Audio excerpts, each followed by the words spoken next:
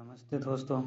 हम हमने third grade के लिए गणित विषय को नए अंदाज में पढ़ाना शुरू किया था और उसमें हम संख्या पद्धति वाला फर्स्ट चैप्टर पढ़ रहे हैं और अभी तक हमने इसमें बहुत सी चीज़ें पढ़ चुके हैं। आज हम इसके अंदर गुणनखंड के बारे में अध्ययन करेंगे, शेषफल के बारे में अध्ययन करेंगे।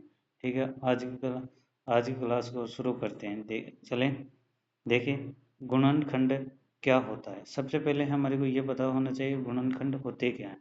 ठीक है, तो कोई संख्या जिन जिन संख्याओं के पहाड़े में आती हैं या जिनसे वह पूरी तरह कट जाती है, वे क्या कहलाती हैं। ठीक है, उसे हम क्या कहते हैं, गुणनखंड। जैसे संख्या 12 किस किस से कटती है। देखो, 1 से भी कटती है, 2 से कटती है, 3 से कटती है, 4 से कटती है, 6 से कटती है, 12 से। तो ये सभी 12 के क्या हो गए, गुणनखंड हो गए। ध्यान रखना। चले आगे। अब देखिए आगे। देखिए, गुणनखंडों की संख्या निकालना। ठीक है, कुल, सम और विषम बड़ी संख्याओं के गुणनखंड अंगुलियों पर गिनना मुश्किल होता है, इसलिए हम अभाज्य गुणनखंड ट्रिक का उपयोग करते हैं। देखिए, उदाहरण देखिए, संख्या 60। सबसे पहले संख्या 60 को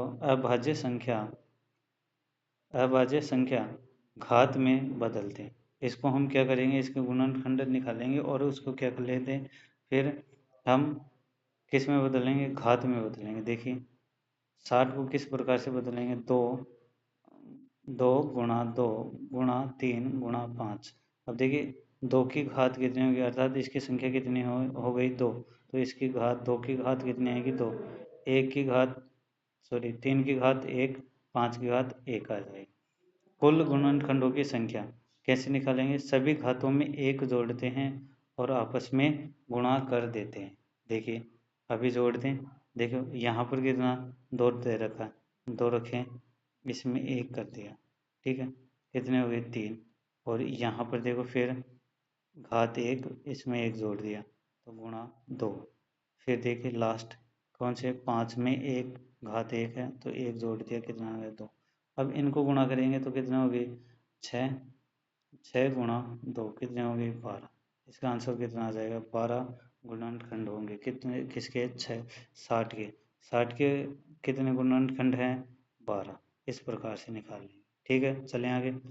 अब देखिए, कुल गुणनखंडों की संख्या सभी घातों में +1 करके आपस में गुणा करें। ठीक है, अभी हमने यहाँ तक तो निकाल लिया है 12 वाला। अब देखिए, विषम गुणनखंडों की संख्या निकालना। किसके, विषम गुणनखंडों की संख्या निकालना। ठीक है, ये निकालें। अब देखिए, इसमें सम संख्या को छोड़ दें, केवल विषम संख्याओं की घातों में 1 प्लस करके निकाला जाता है। ठीक है, अब देखिए, जैसे इसी उदाहरण को ले लो, 60 वाले को। अभी इसके अंदर हमने निकाला था, देखिए, 2 की घात 2। ठीक है, गुणा कितना था, 3 की घात 1, 5 की घात 1। अब देखिए, इनकी घातों को ही लेंगे, विषम संख्या वाले को। ठीक है, सम संख्या वाले को हटा देंगे तो 1 प्लस 1। ठीक है, गुणा 1 प्लस 1। ठीक है, 2 गुणा 2 कितना आ गया, 4। देखिए, आ जाएगा। ठीक है, अब देखिए आगे। अब सम संख्या के लिए निकालेंगे तो इसमें क्या होगा, कुल गुणनखंडों में से विषम गुणनखंडों को हटा देंगे। अब देखो, हमारे पास कुल कितने थे गुणनखंड, 12। कैसे आए थे 12, देखो, 3 गुणा 2 गुणा 2 तो कितने आ गए थे, 12। अब 12 में से हम किसको हटा देंगे, विषम को। विषम कितने थे, 4। देखो, ये वाले, इनको घटाने पर क्या क्या आ जाएगी, सम गुणनखंडों की संख्या आ जाएगी। कितनी है, 8। ठीक है, कितनी है, 8। चलें आगे। अब देखिए, सभी गुणनखंडों का योग। ठीक है, उदाहरण देखिए, संख्या 12। हम जानते हैं कि 12 के गुणनखंड 2 की घात 2 गुणा 3 की घात 1 होता है। ठीक है, यही है ना। अब देखिए, योग निकालने के लिए हर संख्या की घात को 0 से शुरू करके उसकी अधिकतम घात तक जोड़ते हैं और फिर आपस में गुणा करते हैं। अब देखिए करें। अब देखिए, 2 पर घात कितनी दे रखी है हमारे पास 2, तो इसकी क्या होगी। अभी इसमें घात 0 से शुरू करेंगे, 0, ठीक है, फिर 1, फिर 2, इस प्रकार से कर लिया।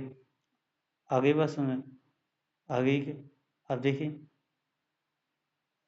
चलें आगे। अब देखिए, 0 की घात अ, कोई भी संख्या पर घात 0 हो तो उसका मान 1 होता है। और यहाँ पर इसको हल करेंगे, 2 पर 1 है तो कितना आएगा, 2 प्लस 2 4, ये हो जाएगा। ये कितना हो गया, 7। ठीक है। अब देखिए, दूसरी संख्या है 3, 3 को भी करें। ठीक है, इसकी 0, 3 की घात 0, 3 की घात 1, अब इसका मान 1 और यहाँ पर 3, तो ये कितना हुआ, 4, 4 प्लस 7 कितना, 4 प्लस 7 कितना हो जाएगा, 11 इसका। ठीक है, सॉरी, क्या करना था, जोड़ना नहीं है इनको, क्या करना है, गुणा करना है। गुणा करेंगे तो कितने आ जाएंगे, 28, अर्थात सभी गुणनखंडों का योग कितना आ जाएगा, 28 निकालना सीखें। ठीक है, क्या करेंगे, 0 से लेकर जितनी घात दे रखी है अधिकतम घात, वहाँ तक लिखकर उसको हल करेंगे, उनको जोड़ेंगे। ठीक है, और फिर आपस में क्या कर देंगे, गुणा कर देंगे। ठीक है, चलिए आगे। अब देखिए, अभाज्य गुणनखंड क्या पढ़ेंगे अब। अभाज्य गुणनखंड क्या होता है, जब हम किसी संख्या को केवल अभाज्य संख्याएं जैसे 2, 3, 5, 7, 11 आदि के गुणा के रूप में तोड़ते हैं तो उन्हें अभाज्य गुणनखंड कहते हैं। अब इसके देखिए, दो प्रकार के प्रश्न पूछे जाते हैं, उनको हल करते हैं। एक को देखते हैं किस प्रकार से पूछे जाते हैं हमारे एग्जाम में। और यहाँ से गुणनखंडों से क्वेश्चन भी आते हैं, किसमें, अभाज्य गुणनखंड वाले। तो याद रखना, इसको अच्छी तरह से समझ लेना। देखिए, पहला तरीका देखिए, इसमें संख्याओं को घात के रूप में लिखने के बाद सभी घातों को सीधा जोड़ दिया जाता है। ठीक है, जैसे हम उदाहरण ले रहे हैं 90। सबसे पहले 90 के टुकड़े करें। टुकड़ा करेंगे 2 गुणा 3, 3 गुणा 3 गुणा 5, ये रखेंगे। फिर इनको घातों में चेंज करेंगे, अभी क्या है उसी प्रकार से। अब देखिए, इनकी घातों को क्या करते हैं, जोड़ दें। जोड़ने पर कितना आएगा, 4, अर्थात अभाज्य गुणनखंडों की संख्या कितनी होगी, 4 होगी। ठीक है, चलें आगे। अब आइए आगे, दूसरे प्रकार के क्वेश्चन। ठीक है, किसके, अभाज्य गुणनखंड के। कई बार परीक्षाओं में पूछा जाता है कि इस संख्या में कितने प्रकार के या भिन्न भिन्न अभाज्य गुणनखंड हैं। इसके लिए हम घातों को नहीं जोड़ते, बल्कि केवल यह देखते हैं कि नीचे कितनी अलग अलग अभाज्य संख्याएं हैं। जैसे 90, 90 के अंदर देखिए, 2 गुण, इसके क्या कर लेंगे, गुणनखंड 2 गुणा 3 गुणा 5। ठीक है, यहाँ नीचे केवल देखो, 2 अलग है, 3 अलग है, 5 अलग है। इस प्रकार से इसमें अभाज्य गुण की संख्या कितनी आएगी, अर्थात 3 प्रकार की हो गई। क्या गए, अभाज्य गुणनखंडों के प्रकार निकले 3, कितने, 3 प्रकार के। ठीक है, चलें अब आगे। अब देखिए, शेषफल निकालने के नियम। देखिए, कुछ शेषफल किस प्रकार से निकालते हैं उसके नियम है। देखिए, उसको देखें, क्या है पहला नियम, यदि घात विषम और बीच में चिन्ह कैसा हो, प्लस का, तो देखो इसमें सूत्र को, इसका फॉर्मूला या सूत्र देखिए, ए प्लस एन प्लस बी की घात n, जहाँ n एक विषम संख्या है, 1, 3, 5, 7 हो सकती है। ठीक है, ऐसी संख्या हमेशा a प्लस बी से पूरी तरह विभाजित होती है और शेषफल कितना आएगा, 0 प्राप्त होता है। कितना प्राप्त होगा, 0। क्या हमारे को दिमाग में क्या रखना है, जो आपके a की घात n प्लस b की घात n, और n किस में दे रखा हो, घात किस में हो, आपकी विषम संख्या हो। कैसी हो, विषम संख्या। और एक चीज़ और, इनके मध्य क्या हो, प्लस का चिन्ह। तो ठीक है, तो शेषफल क्या होगा, शेषफल देखिए, शेष फल क्या होगा, 0 प्राप्त होगा हमेशा। ठीक है, देखिए उदाहरण देखिए क्या है। देखिए 23 की घात 15 प्लस 17 की घात 15। अब देखिए यहाँ पर घात देखो, इन दोनों संख्याओं के मध्य चिन्ह किसका है, प्लस का, और घात किस में है, विषम संख्या में। और फिर कह रहा है इसको 40 से भाग देने पर शेषफल क्या होगा। हमारे को अब इसे 40 से भाग देने की आवश्यकता नहीं है, हमारे को केवल ये सूत्र याद रखना है, a की घात n प्लस b की घात n।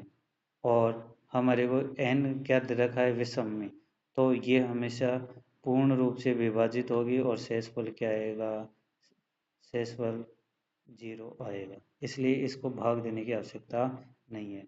देखिए यहाँ घात 15 क्या है, विषम अंक है। नियम के अनुसार यह संख्या 23 प्लस 17 से पूरी तरह कटेगी, अर्थात 23 प्लस 17 कितना, 40, चूँकि 40 से पूरी तरह कट रही है, इसलिए शेषफल क्या आएगा, 0। क्या आएगा, 0। ठीक है, चलें आगे। अब देखिए नियम 2, यदि घात विषम हो और बीच में चिन्ह कैसा हो, माइनस, इसका मतलब है a की घात n, ठीक है, और माइनस b की घात n। अब n का मान तो क्या होगा, विषम संख्या, n का मान क्या होगा, विषम संख्या, क्या होगी, विषम संख्या, लेकिन a माइनस बी हो, ठीक है, तो भी संख्या क्या होगी, पूर्ण रूप से विभाजित होगी और शेषफल क्या रहेगा, 0। ठीक है, उदाहरण देखें, 45 की घात 21 माइनस 15 की घात 21।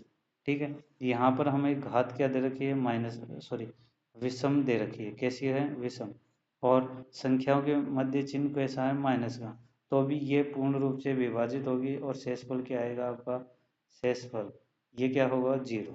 ठीक है, यहाँ भी घात क्या है, 21, ये कैसी है, विषम संख्या। नियम के अनुसार संख्या 45 माइनस 15 से पूरी तरह, अब देखो माइनस करोगे तो कितना आता है, कितना आएगा, 30, और हम जानते हैं 30 में 30 का भाग दे तो पूरा पूरा एक बार जाएगा और शेषफल क्या आएगा, 0। तो इस प्रकार से शेषफल क्या रहेगा, 0 रहेगा इसमें भी। अब देखिए देखिए नियम 3 देखिए, यदि घात, देखिए क्या कह रहा है, नियम 3,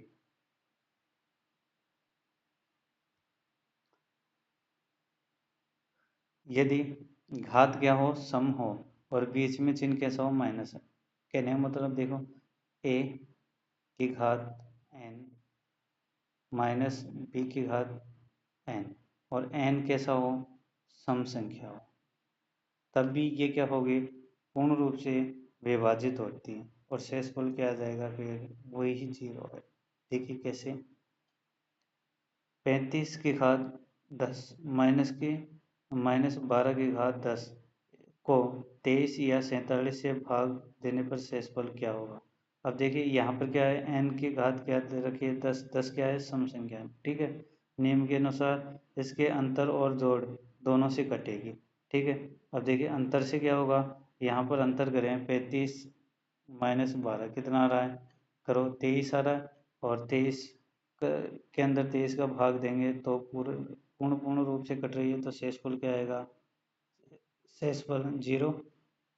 उसी प्रकार से इनका अंतर से आ गई, अब इनके योग से देखो, योग करो, 35 प्लस 12 जोड़ें कितने आते हैं, 47, और 47 में 47 का भाग देंगे तो भी क्या होएगा, भागफल क्या आ जाएगा, शेषफल क्या आ जाएगा, 0, और भागफल 1 आएगा। ठीक है, ये भाग। अब चले शेषफल परिमेय, देखिए शेषफल परिमेय कहाँ पर काम में आती है, गणित गणित या बीजगणित का महत्वपूर्ण नियम है। इसका उपयोग किसी बहुपद को बिना लंबा भाग दिए सीधे उसका शेषफल निकालने में, अर्थात शेषफल परिमेय किस के काम में लेते हैं, शेषफल निकालने में, याद रखना। देखो नियम क्या, यदि हमारे पास कोई बहुपद बहुपद क्या है, p x है, और हम उसे x माइनस ए से भाग देते हैं, तो भाग देने पर जो शेषफल बचेगा वह सीधे किसके बराबर होगा, जो शेषफल बचता है वह पी ए के बराबर होता है, ध्यान रखना। अब देखिए क्वेश्चन देखें। अब देखिए इसे ये हल करने का तरीका देख ले, किस प्रकार से ट्रिक है उसके अनुसार देखें। पहले स्टेप को आपको याद रखना है। इस जिससे भाग देते हैं अर्थात भाजक, उसे 0 के बराबर रखकर x का मान निकाल लेते हैं। जैसे देखो यहाँ पर कोई संख्या दे रखी है आपको a x माइनस ए, और अब हमारे को इससे भाग देना है, तो इसको किसके बराबर रख दे, 0 के बराबर। तो और फिर x का मान निकालेंगे तो ये संख्या a कैसे आ जाएगी, प्लस की आ जाएगी। और फिर इसको जो भाज्य होता है उसमें रख दें। देखिए दूसरी स्टेप देखें, स्टेप 2, इसे x के मान को मुख्य बहुपद अर्थात भाज्य में रख दें। ठीक है। स्टेप 3, हल करने पर जो उत्तर आएगा वही क्या होता है, शेषफल। ठीक है। अब जैसे इस मान को x का मान उस भाज्य में रखते हैं और जो इसका जो उत्तर आएगा वही क्या होगा, शेषफल। हल प्राप्त होगा वो क्या होता है, शेषफल के बराबर होता है। उदाहरण देखिए, जैसे उदाहरण देखिए क्या दे रखा है सवाल, बहुपद पी एक्स बराबर क्या है, x क्या दे रखा है, x की घात 2 प्लस माइनस 5x, क्या 5x प्लस 6 दे रखा है। अब कह रहा है इसमें भाग कितने का देना है आपको, x माइनस 2 का। अब हमारे को निकालना क्या है, x बराबर x माइनस 2 बराबर 0, इस प्रकार से कर दो।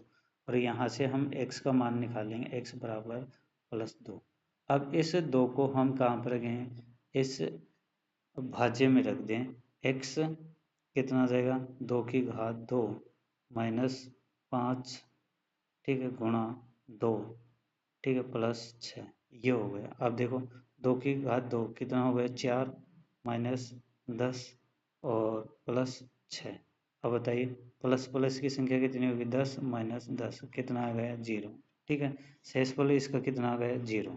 अब देखिए हल देख लिए। सबसे पहले x माइनस 2 बराबर 0 रखें। ठीक है, इसमें इससे हमें x बराबर 2 मिलता है। अब इस x बराबर 2 को मुख्य समीकरण में रखें। अब देखिए यहाँ पर p2 x की जगह पर रख दें जहाँ पर भी है उसे। ठीक है, अब देखिए 2 की घात 2 माइनस 5 गुणा 2 प्लस 6, ये हो गया। अब देखिए इसको हल करेंगे तो कितने आ गए, 4 माइनस 10 प्लस 6। ठीक है, अब देखिए जोड़ेंगे तो 6 प्लस 4 कितने हो गए, 10 हो गए। कितने हो गए, 4 प्लस 6 कितने हो गए, 10 और माइनस 10, तो कितना आ गया, 0। शेषफल कितना आ गया, 0। ठीक है, आज की क्लास को देखने के लिए सभी को धन्यवाद। हमारे चैनल को सब्सक्राइब करें, शेयर करें, कमेंट करें और लाइक करें। सपोर्ट करें हमारे चैनल को। Thank you very much.